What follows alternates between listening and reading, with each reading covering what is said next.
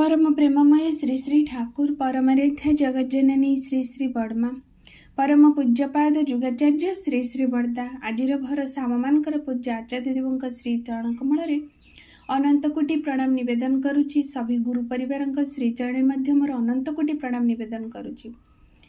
मोर video देखुथिबा प्रत्येक गुरु भाई और माँ मानक अंतरर आनंदित जय गुरु ढेर सारा भल पाइबा शुभकामना। प्रतिदिन पर आज से परम पिता पाखे प्रार्थना रखे ए विश्वर समस्तंकर मंगल हो। समस्ते परम पिता विधान मानि चलतु। परम पिता विधान मानि निजर जीवन विधान को मानि चलतु, तेबे जे आम जीवन मूल्य को दे परिबा, जीवन को उपभोग करि परिबा। आज गोटे सुंदर विषय जानिबा। बहुत सारा मन रे द्वंद्व आसे, अनेकंकर प्रश्न आसे, दीक्षा प्रकृति रे कहा पाई, निज पाई ना भगवान को जानिबा पाई। प्रकृति रे दीक्षा कौन? जहाँ छोट बुद्धि रे जहाँ किसी बुझी ता आपण सामने तोली धरवा को चाहे। मनुष्य प्रथम कथा है श्री श्री ठाकुर को भावधारे जहाँ भी मु जानी, जहाँ भी बोधगम करी दीक्षा माने है दक्ष हवा। किए दक्ष हम ना मु दक्ष हेबी। मु गोटे मनीष हिसाब से भल मनीष भाव में दक्षता लाभ करी। मु जहाँ कर्म करुच्ची से कर्म उपरे दक्षता लाभ करुच्ची। मु जहाँ भावना भावुची ता मध्य भी मोर गोटे दक्ष भावना सृष्टि हम। प्रत्येक क्षेत्र में मु दक्ष हो पारिबा पाई मु दीक्षा को नेबी। अनेकंकर धारणा दीक्षा आमे नौ मध्य नेले आमको किछि करबाक पड़िबो तांको पाई। माने आमे तो गुरु कहूचु, भगवान कहूचु, अन्य माने तो ता भावंती नहीं। से माने कहंती जे आमे तांको किछि देबु, तांको पूजा करबु, तांको पाई सत्संग जीवु, तांको प्रार्थना करिवु, एमती सब तांको कहंती। किंतु से सब संपूर्ण भूल। से सब मो पाई। मु जहाँ भी करुच्ची मु पाई। मु सकाळु प्रार्थना करुच्ची, मोर कंठर कौनसी भाव रे डिजीज हबनी। मु सकाळु प्रत्येक दिन कंठर गोटे एक्सरसाइज करिली, ताली मारी प्रार्थना कली, मोर हाथर एक्सरसाइज है, टोटाल बॉडी रो एक्सरसाइज होची।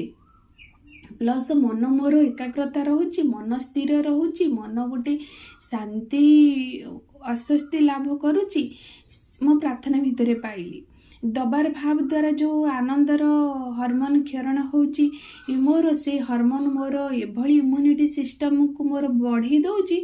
मोर अनेक रोग प्रतिरोधक शक्ति द्वारा मो अनेक रोगरू मु रक्षा पाई जाउची।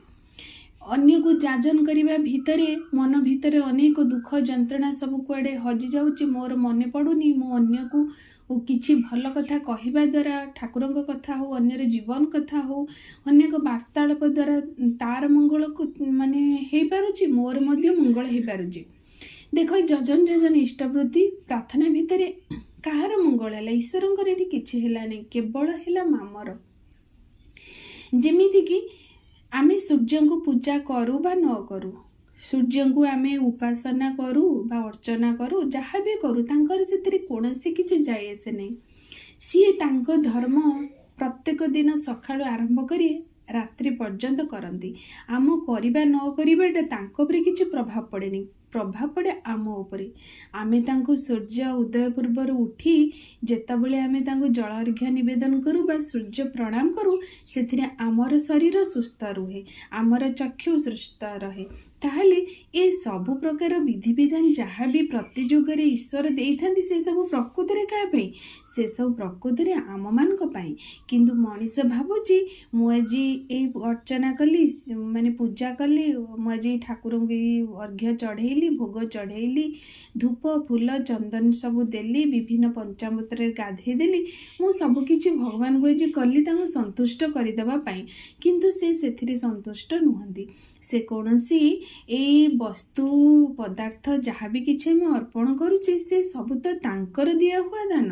केवल आमे तांको दबा भितरे अर्पण करबा भितरे जो भाव टिकक सृष्टि हुए, जो मनर संतोष भाव जो सृष्टि हुए, ताहा फल आमर मन ही शांति रहे, आमे भी सुख शांति आनंद रे रहू।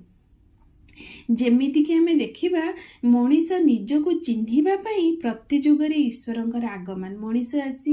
ଈଶ୍ୱର ଆସି ଚିହ୍ନେଇ ଦିଅନ୍ତି, ଦେଖେ ତୁ ମୋରି ସନ୍ତାନ, ତୁ ଏଇ ପଥଭ୍ରଷ୍ଟ ମାନେ ହୋନା, ତୁ ଏଇ ପଶୁପତି ଜୀବନଯାପନ କରନା, ତୁ ମଣିଷ। ଏ ସାରା ସୃଷ୍ଟିକୁ ରକ୍ଷା କରିବାର ଦାୟିତ୍ୱ ମୁଁ ତତେ ହିଁ ଦେଇଛି। ଏଇଟା ଚିହ୍ନେଇବା ପାଇଁ ତାଙ୍କର ପ୍ରତି ଯୁଗରେ ଆଗମନ, ଆଉ ତାହା ହିଁ ହେଉଛି ଦୀକ୍ଷା। ଗୋଟେ ସୁନ୍ଦର କାହାଣୀ ଶୁଣିବା, ଯେମିତିକି ଗୋଟିଏ ସିଂହ ଛୁଆ ଛୋଟ ଦିନୁ ତା ସିଂହ ପଲରୁ ଦୂରେଇ ଯାଇ ଶିଆଳମାନଙ୍କ ପଲରେ ରହିଲା। ବହୁ ଦିନ ଭାବେ ରହିଲା। ସେ ଯେହେତୁ ଛୋଟ ଛୋଟ ଛୁଆ ଥିଲା, ଏଇ ଶିଆଳ ଛୁଆଙ୍କ ସହିତ ସେ ମିଶି ବଢ଼ିଲା। ଦିନକ ପରେ ଦିନ ଏମିତି ବଢ଼ିଲା। ସେ ଶିଆଳମାନଙ୍କର ଆକୃତି, ତାଙ୍କର ଆଚରଣ ଭିତରେ ସେ ନିଜକୁ ହଜେଇ ଦେଲା ଯେ ମୁଁ ଗୋଟେ ସିଂହ ଶାବକ।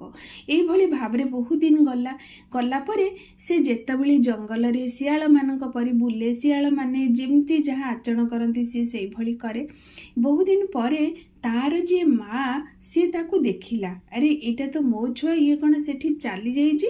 ତାପରେ ସିଏ ଯେତେବେଳେ ତାକୁ ଧରିବା ପାଇଁ ଧାଇଁଲା, ସବୁ ଶାବକମାନେ ଧାଇଁଲେ, କିନ୍ତୁ ଏଇ ଶାବକଟିକୁ ସେ ବହୁ ପରିଶ୍ରମ କରି ଧରିଦେଲା। ତାପରେ ଧରିଦେଲେ ସେ ବହୁତ ଭୟ ପାଇଯାଉଥାଏ। ତାପରେ ସେ ସିଂହ ମା କହିଲା, ତୁ କାହିଁ ଭୟ କରୁଛୁ, ତୁ ପୁରା ମୋରି ସନ୍ତାନ।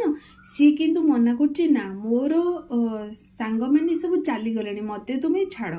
ତାପରେ ସେ କହିଲା, ଆସେ ମୁଁ ତତେ ଚିହ୍ନେଇ ଦେବି। ତାପରେ ତାକୁ ନେଇକି ଯାଉଛି ଗୋଟେ, ସେଠି ନାଳ ଅଛି, ସେ ନାଳ ପାଖରେ ସେ ମା ଆଉ ଛୁଆ ଠିଆ ହେଲେ, କହିଲେ, ଦେଖେ ମୁଁ ଯେପରି ଦେଖିବାକୁ ତୁ ସେହିପରି ଦେଖିବାକୁ, ତୁ ହିଁ ମୋ ଭଳି ଆକୃତି, ତୁ ହିଁ ମୋ ପରି ଆଚରଣ କରିବା ଦରକାର। ତୁ ଏଇ ଯେଉଁ ଶୃଗାଳମାନଙ୍କ ପରି ଆଚରଣ କର ତତେ ଶୋଭନୀୟ, ତୁ ପୁରା ସିଂହ ଛୁଆ। ତାପରେ ସେତେବେଳେ ନିଜକୁ ନିଜେ ଦେଖିଛି, ତାପରେ ନିଜ ଭିତରରେ ଥିବା ଲୁଚି ଯାଇଥିବା ସେଇ ଯେଉଁ ଗୋଟେ ଦାମ୍ଭିକ, ତାର ଯେଉଁ ଧୈର୍ଯ୍ୟ, ତାର ଯେଉଁ ପରାକ୍ରମ, ସେ ସବୁକୁ ପୁଣି ସେ ଫେରି ପାଇଛି। ଆଉ ନିଜେ ସେଇ ସିଂହ ଶାବକର ଛୁଆ ଭାବି ନିଜକୁ ନିଜେ ପ୍ରତିପାଦିତ କରି ତା ମା ସହିତ ଚାଲି ଯାଇଛି। ଏଇ କଥାଟା କହିବାର କଥା ହେଲା, ଠିକ୍ ସେହିପରି ଆମେମାନେ ଆଉ ଈଶ୍ୱର, ଯେତେବେଳେ ଆମେମାନଙ୍କୁ ଈଶ୍ୱର ଜନ୍ମ ଦିଅନ୍ତି, ଆମେମାନେ ଠିକ୍ ଏଇଭଳି ଭାବରେ ପଥଭ୍ରଷ୍ଟ ହେଇ ଆମର ନିଜତ୍ୱକୁ ଆମେ ହରେଇ ଦେଉ। ତେଣୁ ପ୍ରତି ଯୁଗରେ ସେ ଆସନ୍ତି, ଆମକୁ ଚିହ୍ନେଇ ଦିଅନ୍ତି, ହାତ ଧରି ନେଇଯାଇକି ଦେଖେଇ ଦିଅନ୍ତି, ଦେଖେ ତୁ ମୋର ସନ୍ତାନ, ତୁ ଏଇ ଦୁଃଖ, ରୋଗ, ଶୋକ, ଭୋଗ, ଜରା, ଯନ୍ତ୍ରଣା ଭୋଗ କରିବାକୁ ତୋର ସଂସାରରେ ଜନ୍ମ ନାହିଁ। ତୋର ଜନ୍ମ ହେଇଛି ଏ ସଂସାରକୁ ରକ୍ଷା କରିବୁ, ନିଜେ ଉପଭୋଗ କରିବୁ, ରକ୍ତ ମାଂସ ଶରୀର ଭିତର ଦେଇ ଏ ସମଗ୍ର ସଂସାରକୁ ତୁ ଉପଭୋଗ କରିବୁ, ଆଉ ସଂସାରକୁ ରକ୍ଷା କରିବୁ। ଏଇ ଦୋଟି ହେଲା ତୋର କାମ। ତୁ କିନ୍ତୁ ଏଭଳି ଭାବରେ, ଯେମିତି ମାଟିହାଣ୍ଡି ଭିତରରେ ଗୁଡ଼ କ'ଣ କରେ, ମାଟିହାଣ୍ଡି ଭିତରେ ପିମ୍ପୁଡ଼ିଟି ଗୁଡ଼ ହାଣ୍ଡି ଭିତରେ ପିମ୍ପୁଡ଼ିଟି କ'ଣ କରେ, କିଛି ପିମ୍ପୁଡ଼ି ଯାଆନ୍ତି, ଗୁଡ଼କୁ ଅତ୍ୟଧିକ ଲୋଭବଶତଃ ସେ ଭିତରେ ପଶିଯାଆନ୍ତି, ଯାହାଫଳରେ କି ସେମାନଙ୍କର ସେଠି ମୃତ୍ୟୁ ହୋଇଯାଏ। କିନ୍ତୁ ଆଉ କିଛି ଚାଲାକ ପିମ୍ପୁଡ଼ି କ'ଣ କରନ୍ତି ନା, ଗୁଡ଼ ହାଣ୍ଡିର ପୁରା କରେ କରେ ରହି ସେ ତାକୁ ଉପଭୋଗ କରନ୍ତି। ଠିକ୍ ସେହିପରି ଆମମାନଙ୍କର ଜୀବନ। ଆମେ ସଂସାରକୁ ଆସିଛେ ଉପଭୋଗ କରିବା। ଏଇ ଯେଉଁ ଆମର ଯେଉଁ ପ୍ରବୃତ୍ତି ସବୁ ରହିଛି, ସେଇ ପ୍ରବୃତ୍ତି ମାଧ୍ୟମ ଦେଇ ଆମେ ଉପଭୋଗ କରିବା। କିନ୍ତୁ ଯେତେବେଳେ ପ୍ରବୃତ୍ତି ଗୁଡ଼ିକୁ ଆମେ ହାତ ଛଡ଼ା କରିଦେଉ, ଅର୍ଥାତ୍ ତାର କୌଣସି ବ୍ରେକ୍ ନ ଲଗାଉ, ବା ତାଙ୍କ ଉପରେ କୌଣସି କେନ୍ଦ୍ର ବା ଇଷ୍ଟଙ୍କ ଅଧୀନରେ ତାଙ୍କୁ ନ ରଖୁନା, ସେମାନେ କ'ଣ କରନ୍ତି ନା ଆମକୁ ହିଁ ନଷ୍ଟ କରିଦିଅନ୍ତି। ତେଣୁ ଦୀକ୍ଷା ହେଲା ନିଜ ପାଇଁ, ଦୀକ୍ଷା ନୁହେଁ କି ଭଗବାନଙ୍କ ପାଇଁ।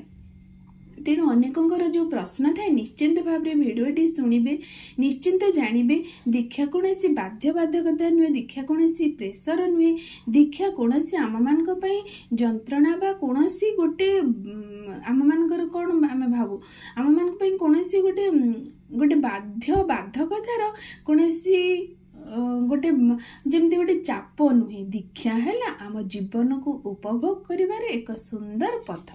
ତେଣୁ ଆସନ୍ତୁ ଆମେ ଦୀକ୍ଷା ଜୀବନରେ ଦୀକ୍ଷାକୁ ଗ୍ରହଣ କରିବା, ତାଙ୍କ ବିଧାନରେ ମାନିବା, ତେବେ ଯାଇ ଦେଖିବା ଆମ ଜୀବନଟି କେତେ ସୁନ୍ଦର। ସର୍ବଶେଷରେ ସମସ୍ତଙ୍କର ମଙ୍ଗଳ ପ୍ରାର୍ଥନା କରି ଏଇଠି ରଖୁଛି। ଜୟ ଗୁରୁ।